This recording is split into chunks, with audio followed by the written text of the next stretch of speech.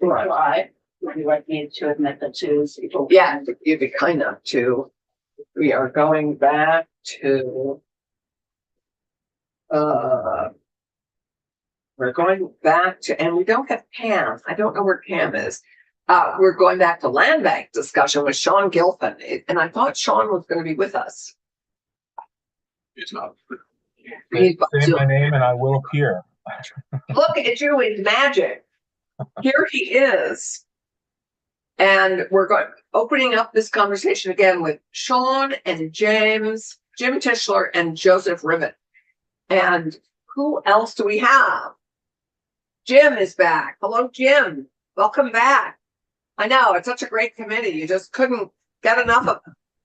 So we had to end, as I recall, we had to end our conversation sooner rather than we would like.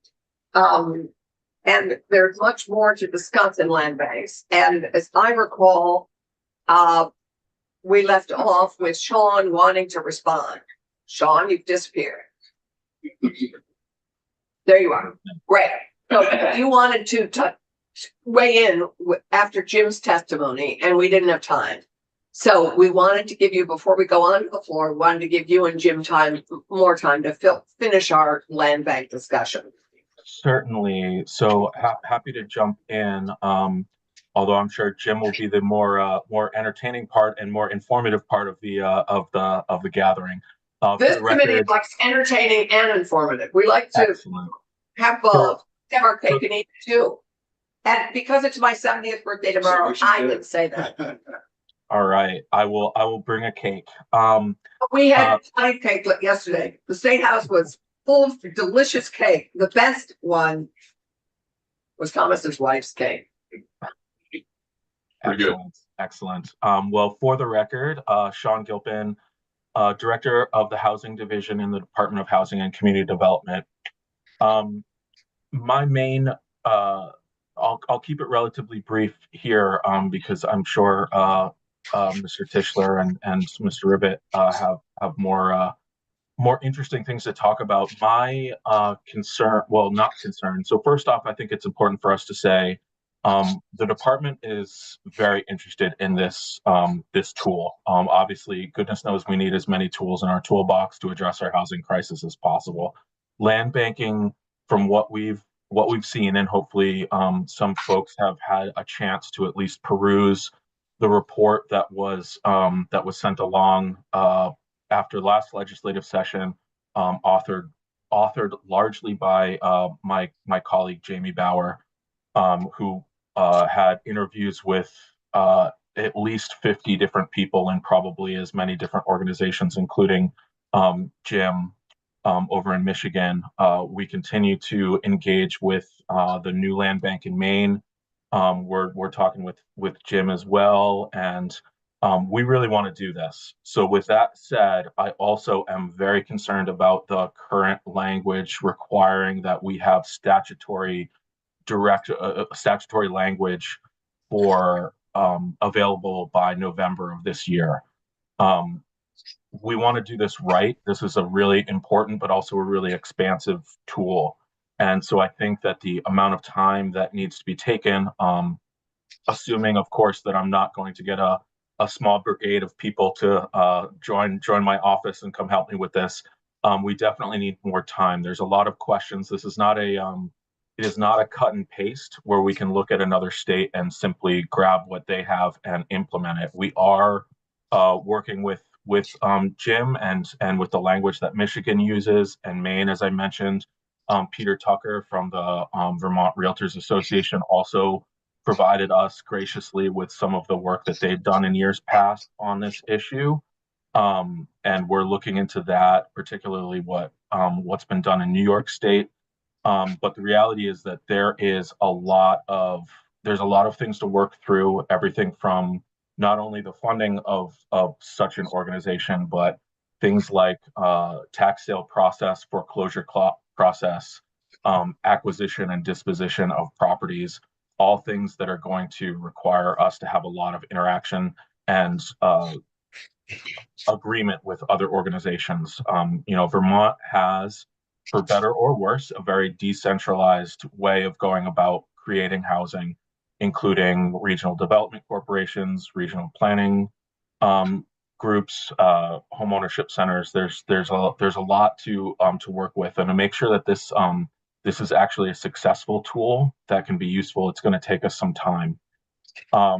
Ideally, I would love to ask for 18 months, but I know that time is of the essence, and that's probably not workable. So we have been reaching out to our institutes of higher education to see if we can create partnerships with some aspiring students who want to be masters of public administration or judicial doctorates to join us and work on this on an internship level. We've been reaching out to a lot of other organizations that might be able to provide some firepower, if you will, towards this effort, because we do want to make it happen. But in order to do it well, it needs to be done. In order to do it well, it needs some work. I'm not here asking for money. I'm just here asking for time. You're asking for time. And so I have a question for you on this, because I think you're probably right. It's going to take longer. If we ask for an interim report by January, would that be feasible, do you think? Absolutely. I was actually going to suggest, obviously, the flexibility of doing things on our own accord versus being compelled to is always nice when that happens. But recognizing that we do want to be accountable, and we certainly don't want to make sure, or we want to make sure that this doesn't is not a kick the can down the road while we put out small fires. So yes, I would be absolutely open to even a schedule of interim reports. Yeah, or an interim update, maybe not a full report, but something that was an update, that was something we could either work from or fashion some measures that we could be addressing legislatively in next session. Because I think my understanding from our conversations, everyone's very interested in this discussion. I think we also have the eminent domain piece to explore, and was something that I'm not sure we have the time to explore that fully this session. But I think we need to be exploring it as a piece of this. And I know our eminent domain, we need to understand that and fully before we work to change it in some capacity. That's a piece of this, I think, isn't it? It would be. I'll be honest, I'll be just really blunt. We've been scared about the term eminent domain and including that in just because of the implication. We did look into it a little bit. It is rather limited from our interpretation in how it can be used in Vermont. Right.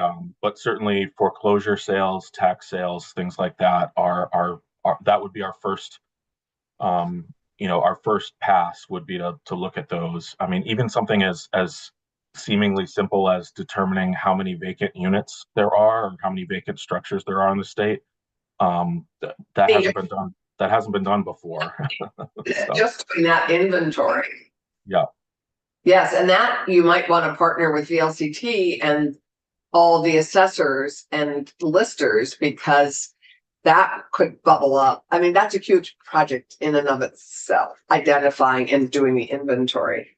Absolutely. I imagine my name will be cursed in every inbox from Alberg to Brattleboro. Because of all the outreach. Yep. So 18 months puts us into 26. A year puts us gives us May to May, and then 18 months would probably put us, let's say, the December of 26, so that they be ready for full action on this by January 27, with perhaps so your ideal would be to have a 12/26 report, finish your work and have a report in by 12/26. I actually that would be the ideal. I want to remind the committee that the housing division currently consists of 3 permanent people, including myself, and 3 temporary limited service positions that expire next year. We're currently in this fiscal year stewarding $82.5 million in 13 different programs with that staffing. And it's been a lot. Yeah. We've asked for some more with the funding for VHIP and for MER.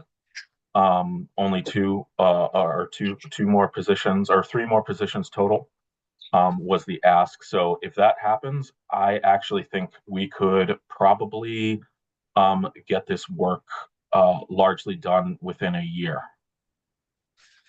So,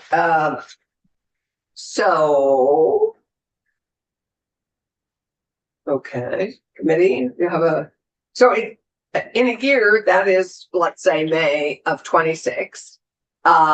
Too late for us to do anything much about. It strikes me that if your ideal is longer, we could do an interim report or an update in January of 26. With that gives us an opportunity to actually work on a piece of it. There may be a piece that you think needs to be addressed that would be one of the dominoes that needs to fall for us to continue to make this successful, or to create the opportunity. It strikes me that there are a lot of dominoes that we need to address, and that you could be maybe recommending a couple of them that we could act on next session.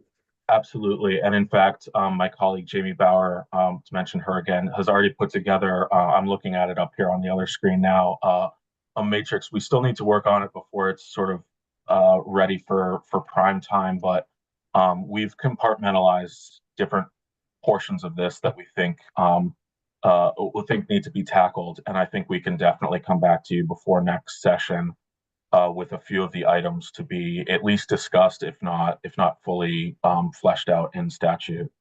So for us to actually draft legislation other than committee legislation, we can always do committee bill. We either need it by November 30th or the beginning of January if we want to have a committee bill. Our deadline for our legislative drafting deadline is, I believe, the first week of December this year, because for the second year of the biennium. And but I think if you're going to do an interim update, we could still do a committee bill, and we certainly will have a housing bill. And it'll probably be a committee bill because we assemble all the pieces and put it all together.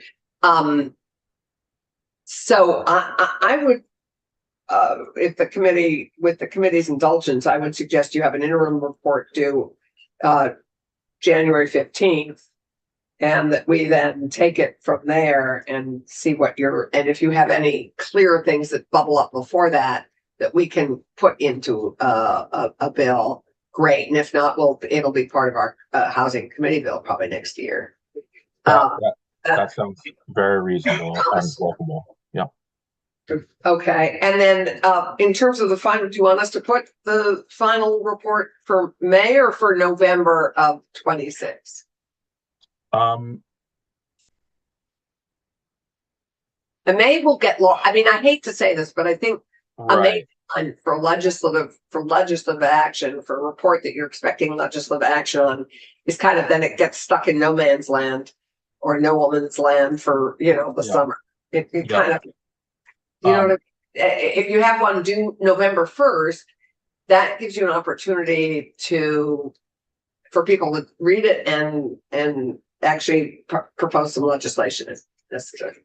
I think we could reasonably put together a very solid proposal for consideration in November of 2026. Okay. So committee, would you support that at the moment with an interim report or update?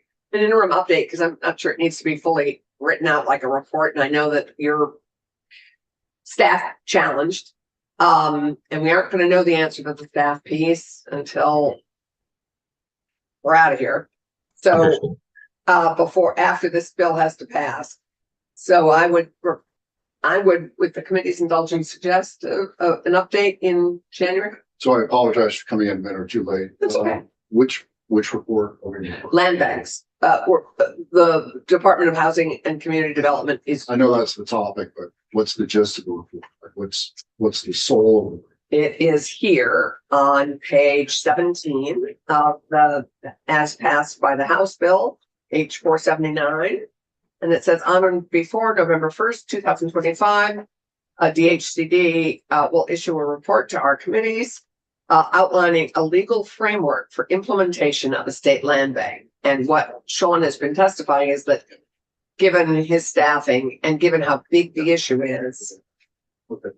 he Yeah. doesn't feel, and then it creates the four things that need to be addressed in the land bank.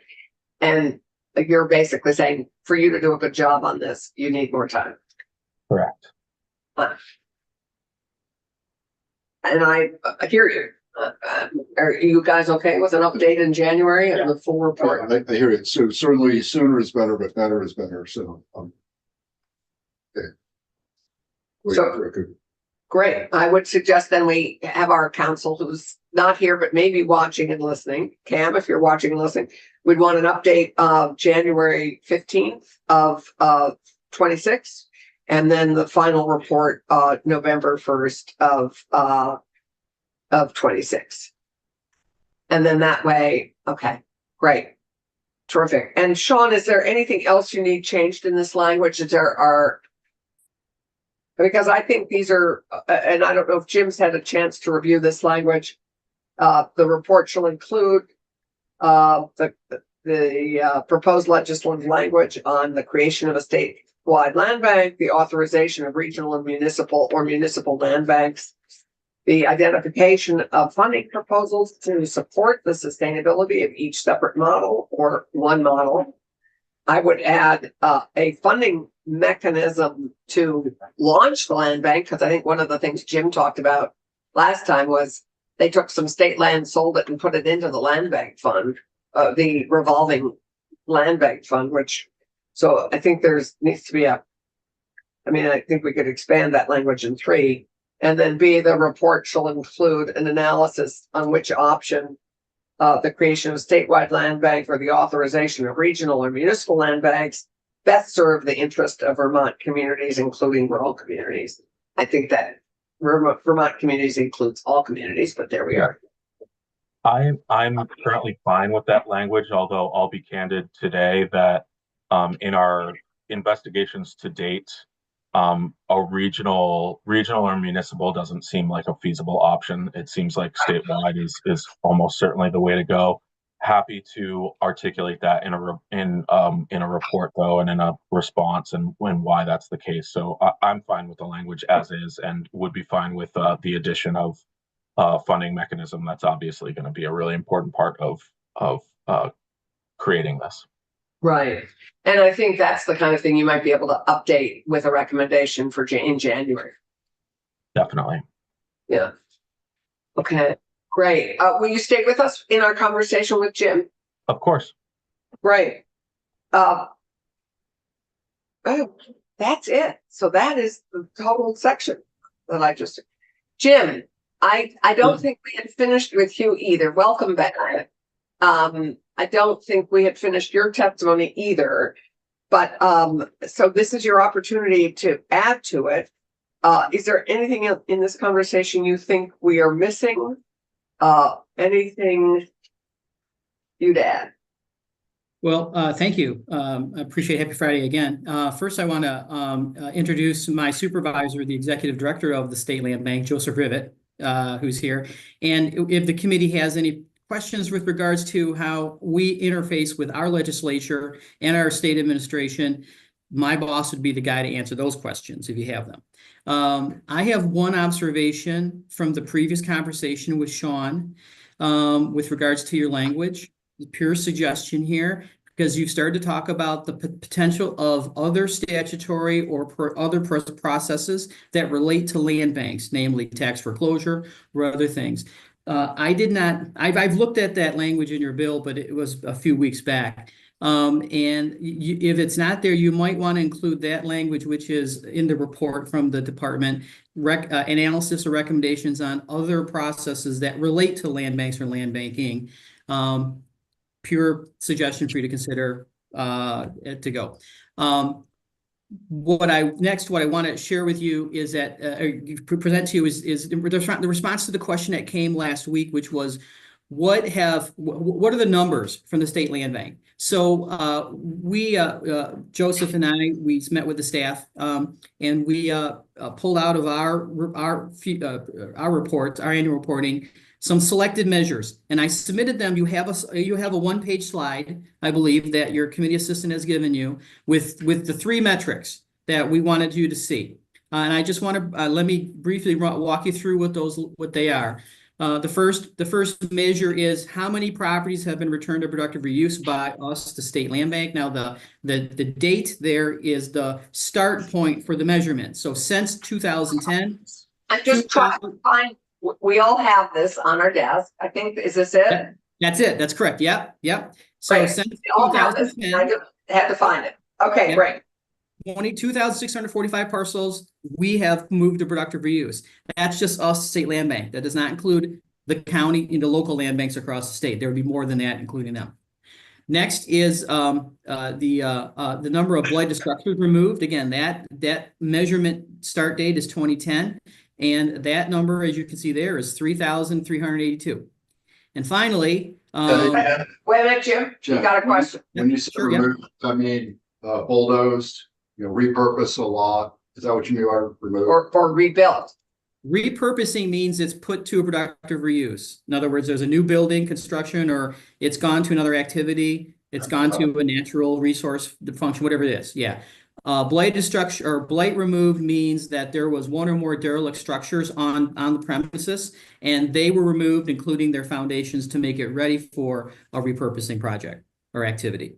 So they were removed and then the land itself was repurposed. The land was ready to go for redevelopment. Yeah. There was no, right. Yeah.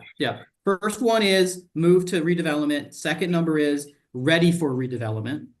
And the third number, which is the total stated equalized value increase of work since 2020 by us, that was a specific number asked for by one of the senators, if I recall correctly. And that number is $56,300,000, almost $366,000.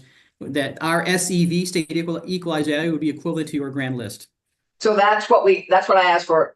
That's what we asked for is the what in the course of this time since, and this is just since 2020, 56 million into the grand list.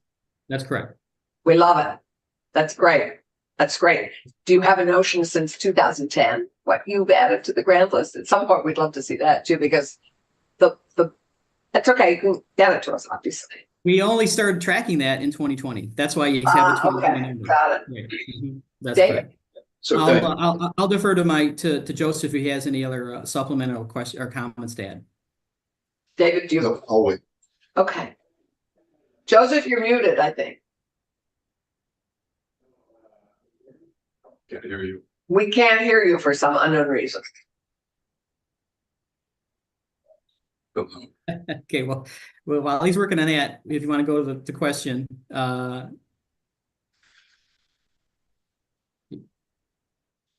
He's taking off his headset. Yeah, Go for it, David. now he's back on, there it goes. Can you hear us now? I mean, you can hear us, but we can't hear you.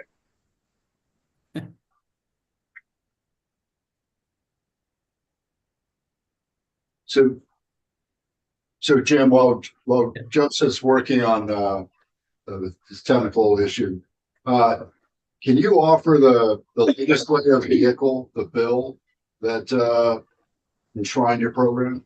That language could be quite useful. oh, it was Act 258 of 2003, Michigan Act 258 of 2003. It is known as the Land Bank Fast Track Act. 2000. 2003. Correct. And Correct. what was it called? What was the act number we have? But what was it called? The Land Bank Fast Track Act. Right. Thank you. And what that was, the reason it was named that was because it established the mechanism for creation of the state land bank, the ability of locals to create land banks through intergovernmental arrangement with us, and established fast track quiet title authority, vested it in us, the state land bank, and local land banks were they to be created. So that's the concept of land bank, fast track. Got it. And so you, just to go to the discussion with Sean, you established both a state land bank and the ability for there to be municipal land banks. Correct. The the statute established the state land bank authority and then established a mechanism for locals. In our case, in Michigan, it's counties, because counties are the foreclosing governmental units, local units in Michigan. So it provided a mechanism for counties, if they wish to create a land bank. But the requirement would be that if they voted to create a land bank, that they would have to enter into an intergovernmental agreement with us, the state land bank. So to allow for the transfer of authority and power to be practiced in the county. The reason for that was to provide connectivity and linkage of process and actions between the state and local units of government in this endeavor.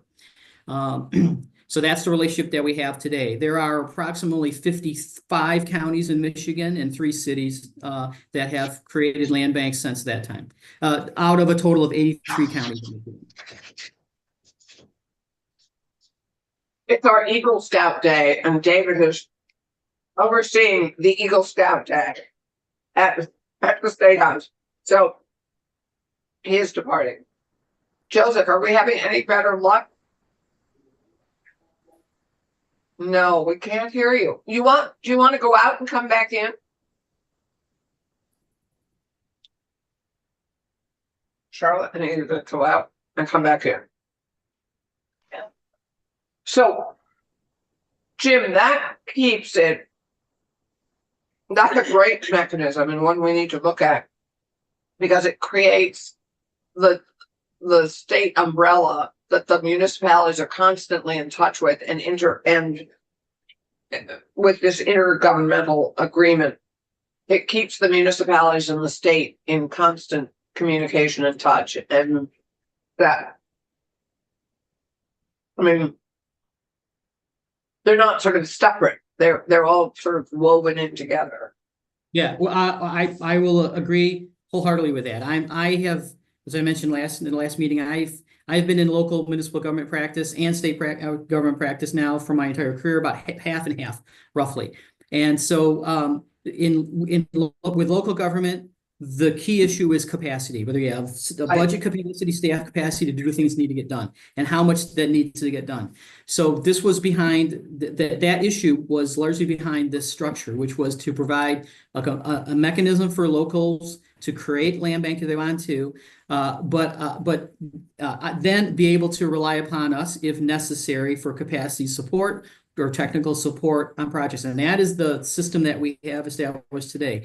We, the state, we act and will act as consultant support and technical assistance to the local land bank network at their request and as they're at their need. In addition to the fact that we operate statewide, and we do have our own inventory, and we do the same work that the locals may do on their inventories in their communities. That's very helpful, I think. Joseph, let's try again. Any better, Madam Chair? Yes, we can hear you. So sorry. I'm not quite sure what occurred. Thank you for the time, Madam Chair. I am Joseph Rivet, Director of the Land Bank. One of the unique things is I served in the Michigan legislature for 6 years, actually, and actually voted on this bill in 2003 as a member of the Michigan House. Oh, so how I'm great. very familiar with it. Would you just be kind enough to introduce yourself for the record? Oh, so sorry. Joseph Rivet, Executive Director of the Michigan State Land Bank Authority. I have been in this role a couple of years. I've spent a career in state and local government, as I said, including 6 years in the Michigan House. A couple of relevant points based on your earlier conversation that may be helpful. First, in the legislature at the time, we made it very clear that the land bank was not a government entity, right? So you can't, we have no ability to tax. We have no ability for eminent domain or condemnation, right? we are an independent authority, and we make no effort to try to suggest we're a governmental entity or agency in our own. So we are an economic development tool, specifically, as Jim mentioned, related to real estate. Second point I wanted to bring up is there is an organization called the Center for Community Progress and the National Land Bank Network, and those folks could probably be of extraordinary assistance in not only providing opportunities for funding on a long-term basis. You can see what they're doing in Ohio, Georgia, for instance, but also in the framework of statute, because unlike, us in Michigan, who are honed specifically on, our ability to govern, they have had interaction with multiple states and probably have better perspectives on how to assist. So, I might suggest interacting with the Center for Community Progress could probably save you a significant amount of legwork in your effort to put the statute together. Well, that's a great suggestion. I hope Sean is still with us and is hearing that. Yeah, and obviously they're based out of Flint, Michigan, because that was initially the center of land banking. We in the state have 2,500 parcels, and I think that probably is somewhat parallel to the kinds of things you're trying to accomplish. But in the city of Detroit, there are 65,000 parcels in their inventory, and the city of Flint has 13,000 parcels in their inventory. So we have a very diverse land banking activity in Michigan, but as I said, I think in terms of your ability to put the framework together, those points I made earlier may be most helpful. Great. Anything else you'd like to add from what you've heard so far? No, not at all. As Jim mentions, we're a tool, and we work with our agencies, various agencies, both environmental, economic development, etc. The one point, last point I'd like to mention is that with Jim's work, we're trying to do some very innovative things, partnering with, obviously we get foreclosed properties, but we're finding that communities occasionally want to bank property with us because we become a tool that they can use to put the capital stack or whatever is required to get the project going. The second thing is we're trying to be more diversified in our activities. So I'm not sure Jim mentioned it previously, but we have a new partnership with a regional land conservancy where we acquired 9 acres of property from a land conservancy because those properties no longer meet their mission, and they want to see those redeveloped to enhance the community in general. And so we're developing those kinds of partnerships to be successful, as well as the more traditional foreclosed blighted structure activity that we've been doing for 20 years. Thank you, Joseph.